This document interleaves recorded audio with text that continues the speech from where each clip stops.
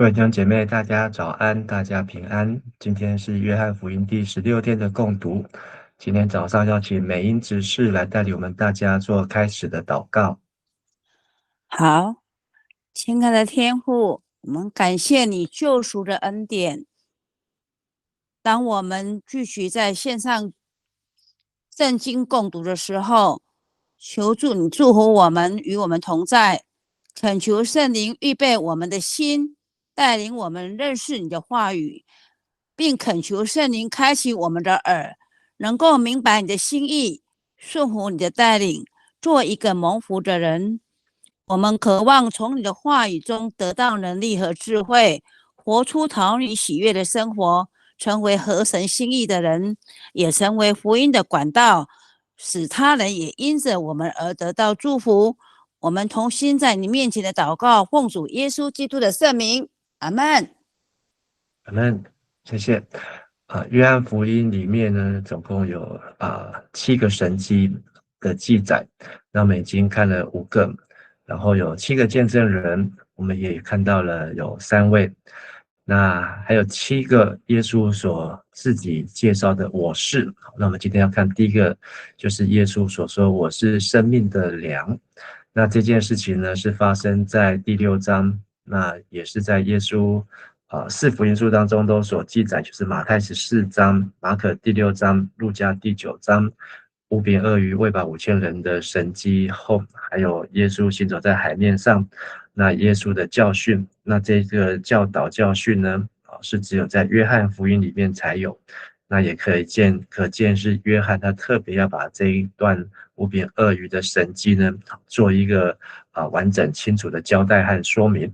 那么今天这段经文比较长，所以我们会分5段来看。好，首先我们先来看第一段，从22到24节，先请美英姐带我们来读22到24节。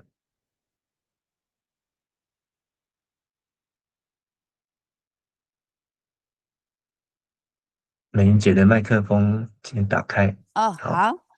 第二天，留在湖对岸的一群人看见那里只有一条小船，他们知道耶稣并没有与门徒一起上船，而是门徒自己去的。有几条从提比亚里亚来的小船，停靠在岸边，就是主祝福后分饼给大家吃的那地方附近。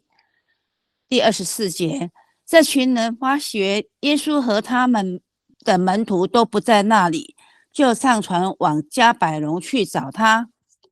好，谢谢。那这个是约翰呢福音把这个状况交代的非常的详细。那这第2天呢，就是耶稣在海上行走，那是已经到了夜晚。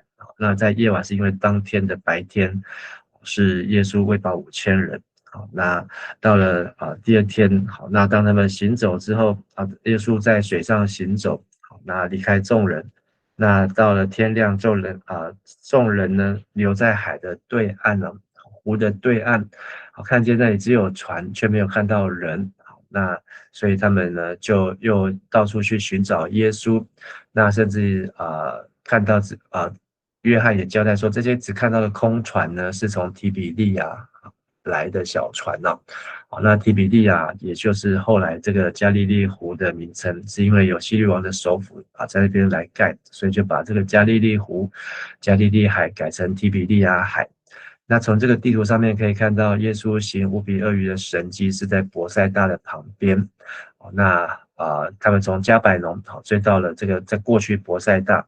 那耶稣一行完五饼二鱼的神迹，立刻又撤退。好，那就是要他们去到湖的对岸，然后耶稣去山上祷告。那撤退这个字英文叫 retreat， retreat 也是指退休会的意思，就是耶稣要他退休，要大家退休，好安静。那但是呢，众人又继续从从对岸来，从伯赛大去加百农，有的从格尼撒勒。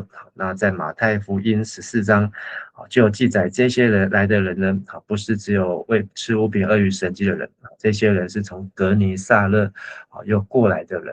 那他们来找耶稣，呢，就问耶稣说：拉比，你几时到这里来啊？好，那我们可以看出，他们好像就是要跟耶稣来寒暄。好，那耶稣什么时候来这里？相信不是重点。好，因为我们从后面的经文可以看出，他们并不是关心耶稣你怎么来了。好，他们要关心是要耶稣给他们看神迹哦。好，那我们再请每一节他们来读25到28节。他们在湖的对岸找到了耶稣，问他：老师，你几时到这里来的？耶稣回答：老实说，你们找我，不是因为看见了神迹，而是因为吃饼吃饱了。不要为那腐坏的食物操劳，要为那存在永生的食物努力。这食物就是人子要赐给你们的，因为父上帝已经在人子身上盖了印记。28节，他们就说：我们该做什么才算是做上帝的工作呢？那他们和耶稣寒暄，和耶稣关心，但是耶稣告诉他们说：你们找我，并不是看见神迹，而是因为吃饼吃饱了。那所以他们有在这当中的人呢，很多是前一天经历五饼二鱼的神迹，吃饼吃饱了。那但是呢，他们吃饼吃饱之后，还想要什么呢？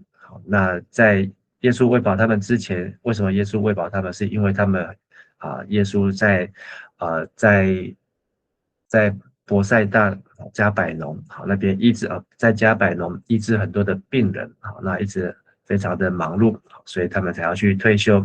但是他们要到湖的对岸呢，大家要用跑的比耶稣还早到，所以耶稣又继续服侍他们。那服侍他们到太阳要下山，所以耶稣才请门徒给他们吃，后来用五饼二鱼来喂饱5000人。但是现在耶稣跟他们公开的讲，你们找我不是只有看见神迹这个神迹呢，耶稣讲的神迹不是喂饱五饼二鱼的神迹讲说你们不是要看记号，而是因为肚子饱了吃饱了。那耶稣告诉他们说，不要为那会腐坏的食物来操劳。好，那这里开始耶稣把这个吃跟他们的心中所要的来做一个对照。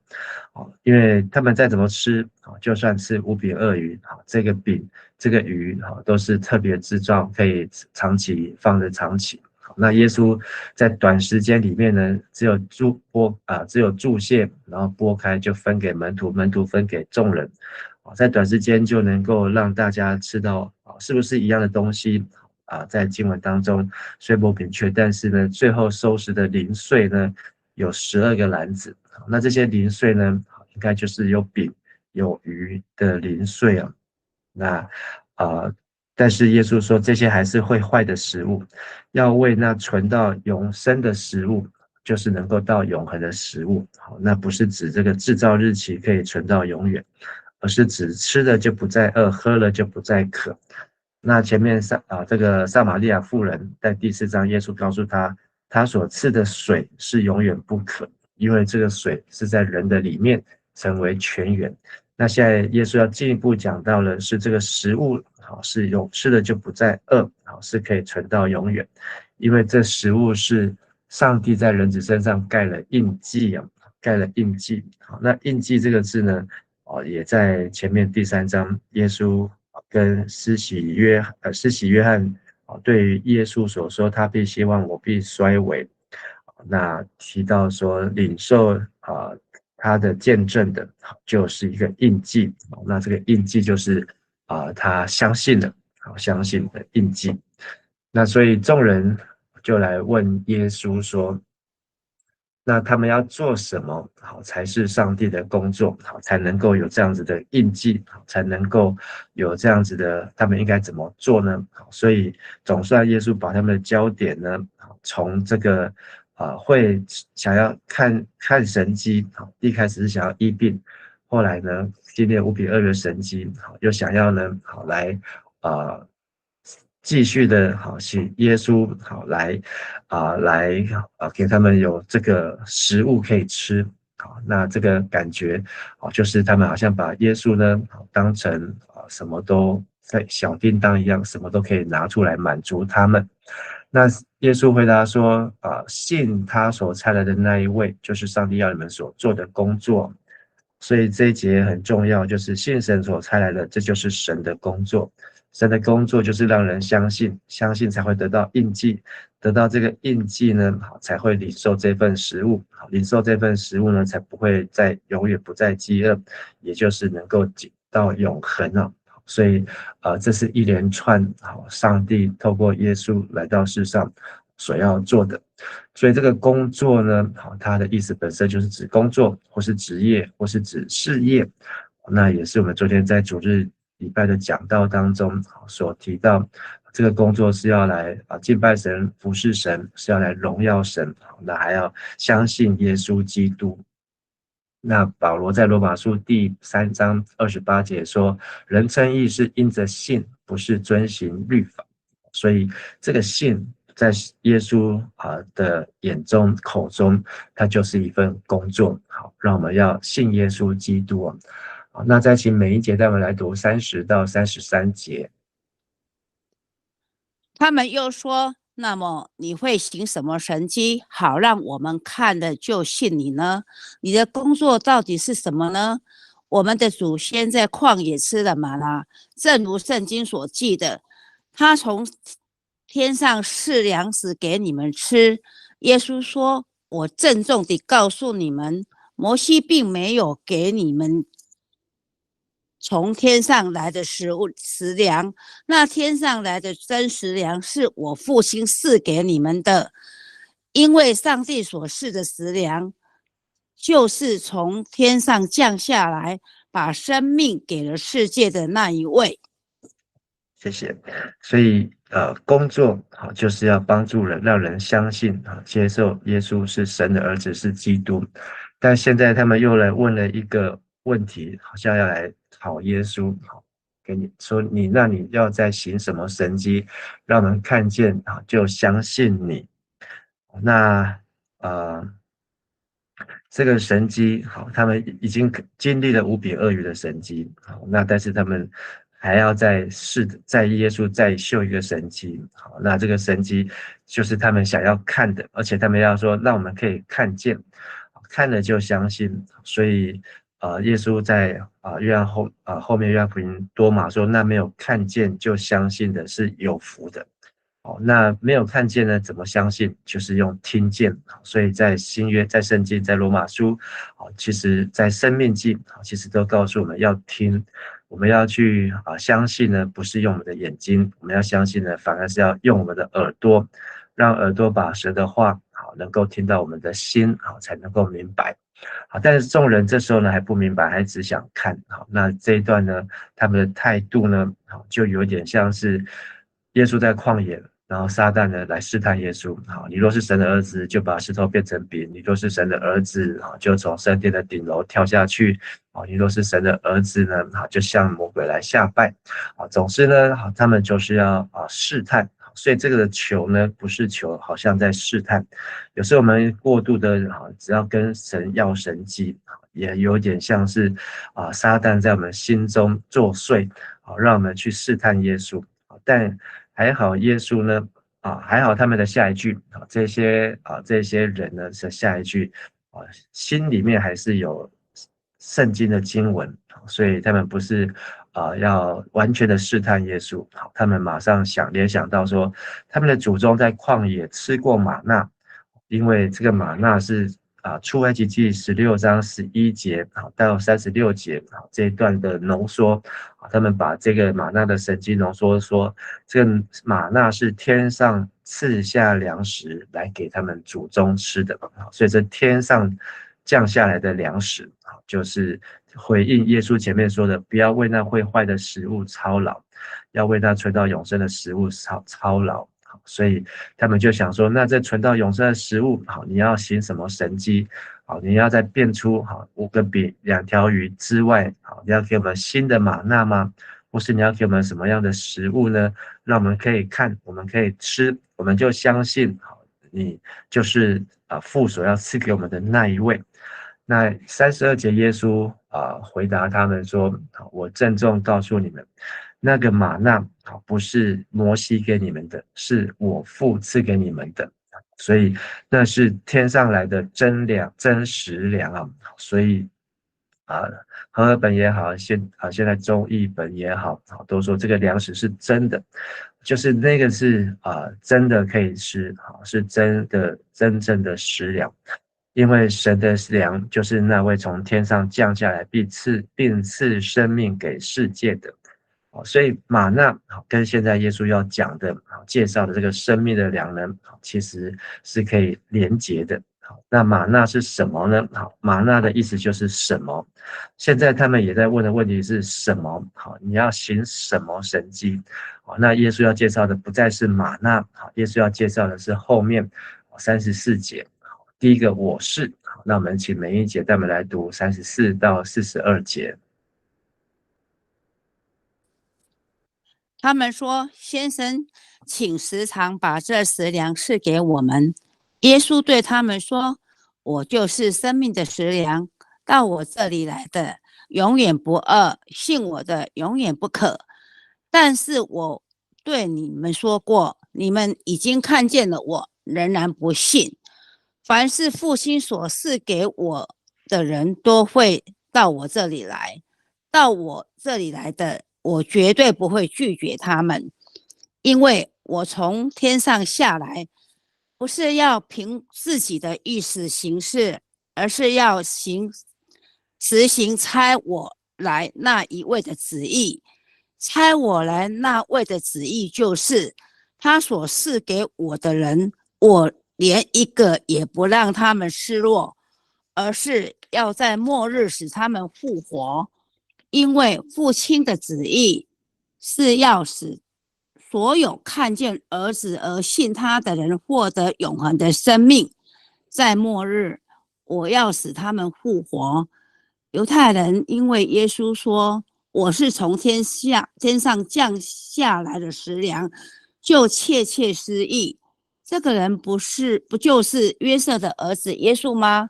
我们认识他的父母，现在竟说他是从天上降下来的。谢谢。那从这边开始呢，到第6章的结束呢，是一段很长的教导，还有耶稣教导完之后的回应。那这教导呢，其实不容易理解，甚至是约翰福音里面整卷书最困难理解的，也可以说是在4福音书当中最难理解的一段经文。那难理解到呢，耶稣教导完之后，他们没有更明白，反而5饼2鱼上万人的神迹的，一个一个的都走光了，甚至连耶稣都感觉门徒都想离开。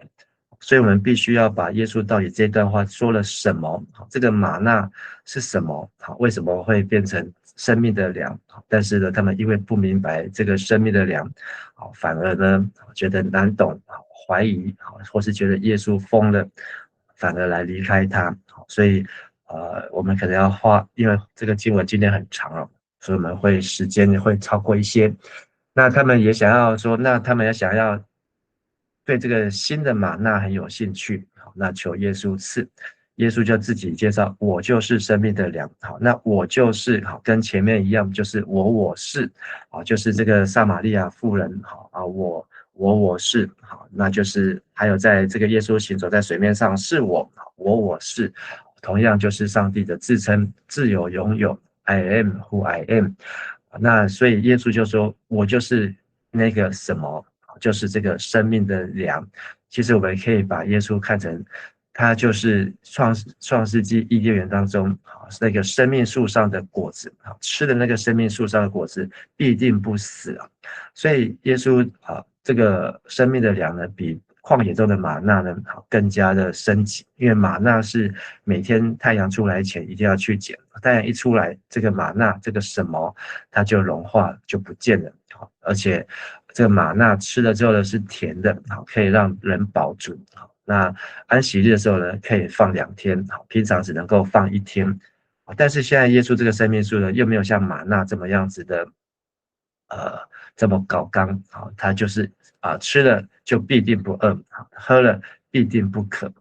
那但耶稣说，你们已经看见了这个什么，就是已经看见我，还是不相信。所以因为没有印证，那个印证呢，其实可以对照是后面圣灵来的这个保惠师的工作，就是要帮助人相信。所以因为心中没有圣灵，因为心中没有神的话，因为没有这个神信心在里面，所以就算他们看见了，还吃了这个耶稣所给的这个5饼2鱼，饱足了，但是呢，却不能够接受。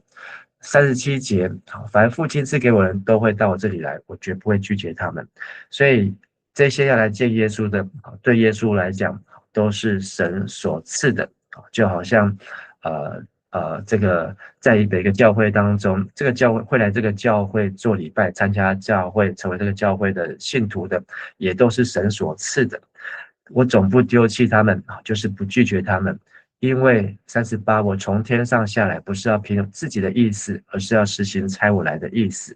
所以耶稣说，这个生命的粮是来者不拒，只要愿意来的，那耶稣都不会让他们失落，都不会让他们空手而返。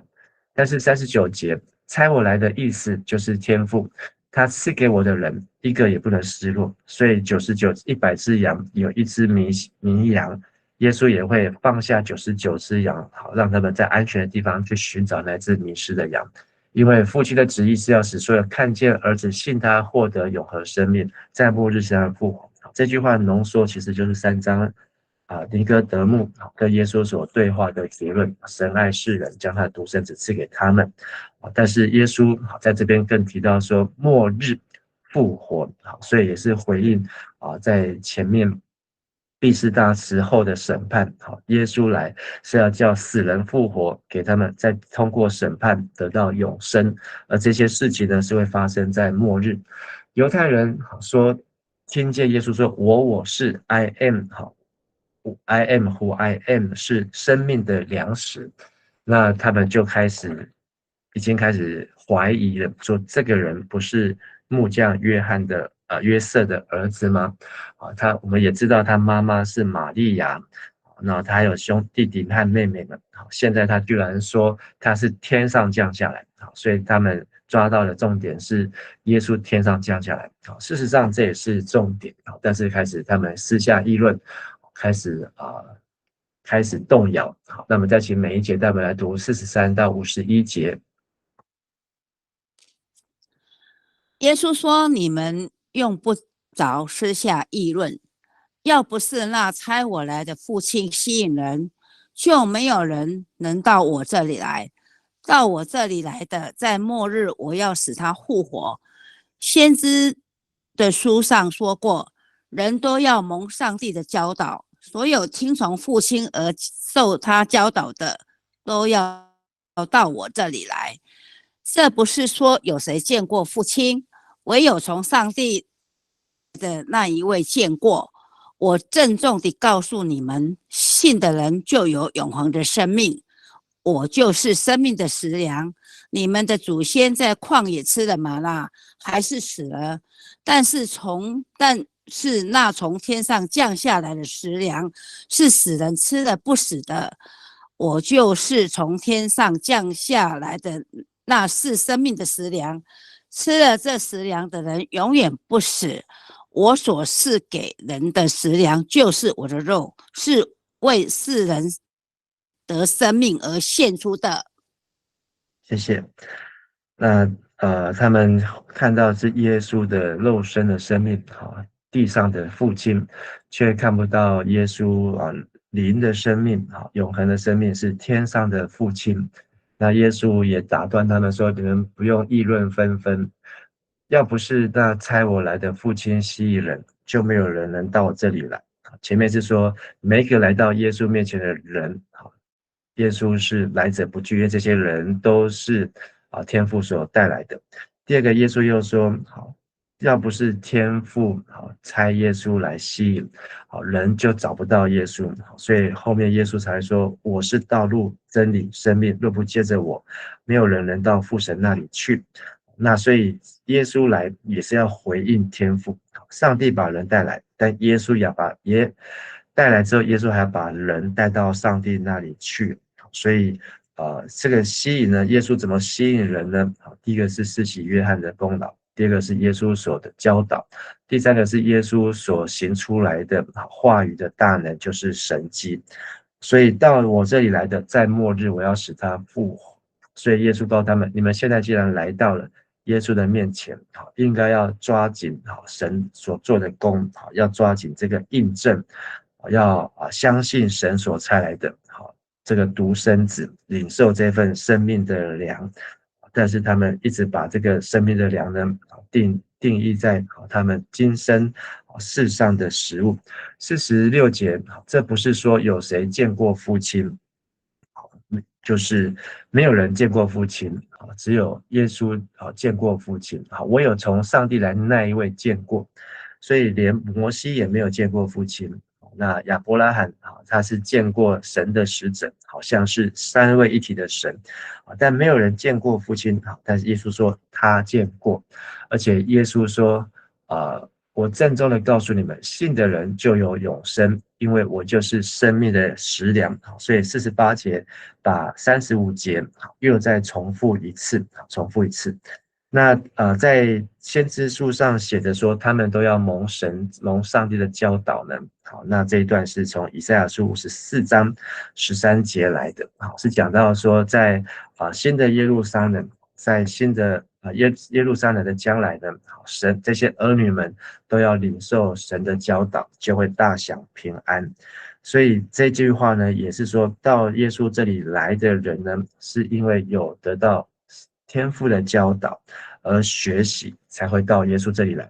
意思说，他们不是在路上巧遇，然后半路相遇，然后完全没有预备来找了耶稣，耶稣就来吃我的肉，喝我的血，并不是这样，而是他们开始有个渴慕寻求，就像现在有一群人追着耶稣，扒着耶稣到处跑，但是他们见了耶稣之后呢，他们所得到的教导，所学习的功课，做的功课不足，所以以至于呢，找到了耶稣，却差那么一步，没有把耶稣当成生命的粮，只把耶稣当成地上的粮，或是地上的王。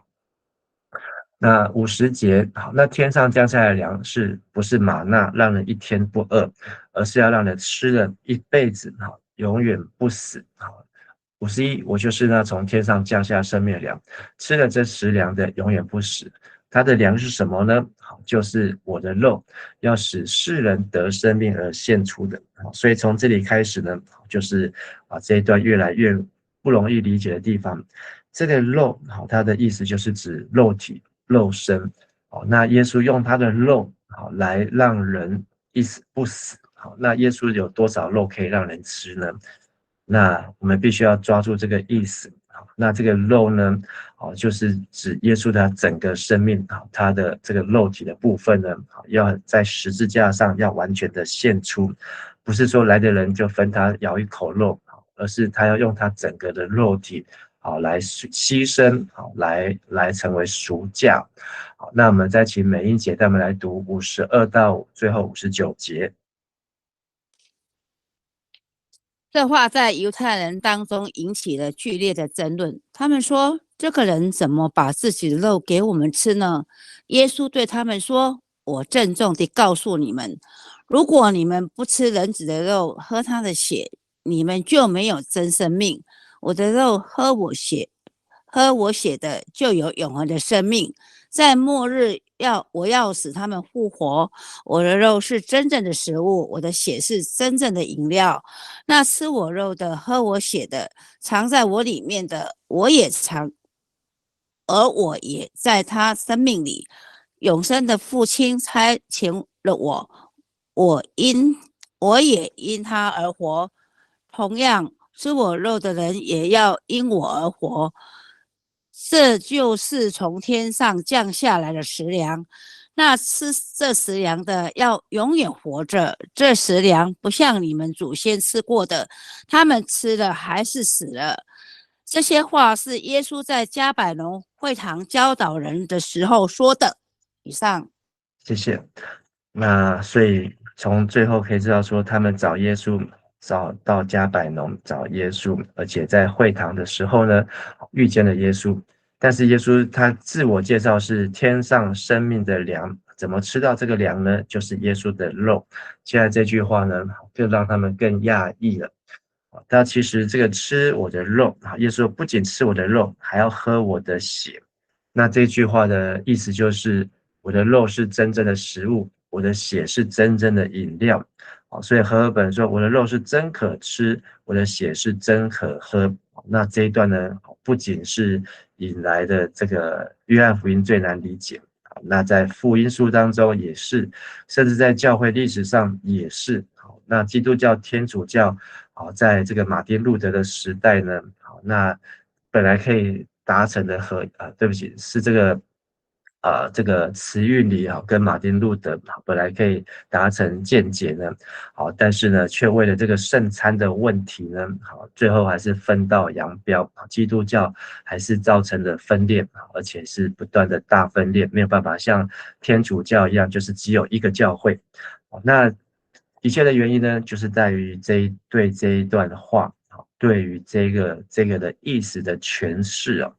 所以耶稣，我们如果用这个比喻说耶稣说他的肉就是他献出他的生命，那我们就把它当成是一个比喻。但是耶稣又在这里要强调是真可吃，真可喝，他的肉是食物，他的血是饮料。所以我们到底领受的圣餐是饼和杯，还是肉跟血，还是就是耶稣自己？那这个就造成没有答案的讨论。那答案在哪里呢？答案只能够从约翰福音里面上帝的话耶稣的话呢来去琢磨。那这样子讨论了500年呢，到现在还没有一个大家每个人都能够满意和接受的答案。所以我们虽然不可能不一定有可以去完全的把这个意思呢解释出来，我们没有这样的能力，但是我们要知道这样的讨论其实它的意义在哪里，还有这样子的这样的讨论到底我们看重的是什么。那其实耶稣的肉，耶稣的血，一方面化成我们今天所领受的圣餐，那逾越节的晚餐；另外一方面呢，它也化成了约翰福音一开始所说的道成了肉身。所以耶稣的肉，耶稣的血，其实要对照的是玛纳，就是灵粮，天上的粮，是要对照的是生命树，是让人得生命，就是这个 logos，就是这个道。所以耶稣的肉呢，还不是那个饼跟那个杯，耶稣的肉呢，是神的道，是话语，是生命。所以要吃耶稣呢，不是去把耶稣找到，然后啃它、咬它。吃耶稣呢，是把耶稣所说的每一句话都要把它吃进去、喝下去。吃了不再饿，喝了不再渴。这是耶稣的肉，真可吃，真可喝。那就是这个粮食，所以是整个耶稣的 whole body。所以我们要以这个吃喝，就是为了得到里面的喂养和饱足，要把它要把它做出一个定义，就是我们不是靠领圣餐，靠吃圣餐，圣餐是为了纪念耶稣，所以这段经文不是完全在耶稣在告诉我们我们都要守圣餐。这段经文呢，要告诉我们是要要不断的吃神的粮食，不断的要吃神的话，不断要吃神的道，就是耶稣基督所留给我们的教训，他所做的工作就是要让我们相信。所以我们不可能只有吃圣餐、喝圣餐饼、吃圣餐饼、喝圣餐杯，哇，我们就信耶稣。我们是因为信了耶稣，我们才回来吃喝，是来纪念他。但是我们要相信以前我们要做，就是要听耶稣的话。这跟生命记一样，一样的概念，就是shema 要听，要从听才能够信，这也是罗马书的概念了。好，所以当我们吃喝55、56节，那我们就会藏在耶稣里面。耶稣也会藏在我们的里面，好，那这个就变成我们和耶稣能够成为一体。好，后面说耶稣说我是葡萄树，好，你们是枝子，好，也是一样，一样的概念。好，在第15章的时候，这个真葡萄树和这个枝子，好，可以连接在一起，好，不会断开，好，因为我们吃喝耶稣的身体，好。那我们也不要把它讲身体，就是我们吃喝这生命的粮，我们吃喝就是耶稣，好，是玛纳，是生命树，所以我们可以从这个经文去想象，当时亚当夏娃在伊甸园里面怎么样吃生命树，我们今天要怎么样好在我们的世上来吃生命的粮食，好来吃这一个神所降的道成肉身，让我们可以吃喝的耶稣基督呢？那57节，永生的父怎样差我来，我又怎样因父活着，照样吃我肉的人也要因我活着。所以耶稣也说，他吃喝的他成为我们吃喝的对象，但是是因为他在父的里面，父也在他的里面。虽然没有写，但是感觉就是耶稣也是某种的样式，他跟跟天父的关系正是这样子连为一体的关系。所以他虽然不是吃喝他的天父，但是就是这样紧密的关系，所以耶稣也愿意把这样紧密的关系赐给我们，让我们借着道，借着生命的粮，能够与上帝与耶稣连结，就能够与上帝连结。所以这是从天上降下来的粮，不是像你们的祖宗吃的玛纳还是死的。所以这段经文很明显的就是要把玛纳跟耶稣生命的粮来做一个对照。只要我们抓住这段重点，那么就不会从这么长的经文当中，然后就会飘走了。那吃玛纳的还是死了，吃生命的粮永远活着。好，这是最大的差别。我们今天这段经文呢，好的金句是51节，我就是从天上降下来那赐生命的食粮，吃了这食粮的人永远不死。我所要赐给人的食粮就是我的肉，是为使世人的生命而献出。所以这个献出的过程，就是在十字架一举而尽全功。我们不再是啃他的肉，是耶稣把他的肉化成肉身，把他的道化成肉身，而且耶稣完全的奉献出来。他不仅是教导、做工、医病、赶鬼、行神迹，不厌其烦的来服侍人，甚至他一次的全部都献上。那在十字架上，把这样子的一个工作呢，变成所有听到、明白、学习到的，就会相信。好，那这相信就成为印记，这印记呢，就成为生命，就能够成为复活之后通过审判的生命。今天这段经文，好，让我们把前面五饼二鱼连过来看。五饼二鱼神迹呢，有人就要强迫耶稣来当王，当官。五饼二鱼神迹呢，也让有一群人就想要耶稣来开便当店卖便当。耶稣不要当官，耶稣也不要卖便当。耶稣是要让人知晓从天而降的生命树，是新的玛纳，永远的玛纳。吃了它，喝了它，不再受死亡的威胁，能够真正得到永远的保住。今天我们要如何将耶稣这个永生的食粮来操劳？我们要怎么样去吃到这份食粮？这当时的人东奔西跑，拼命的疯狂追着耶稣。我们今天要怎么样东奔西跑？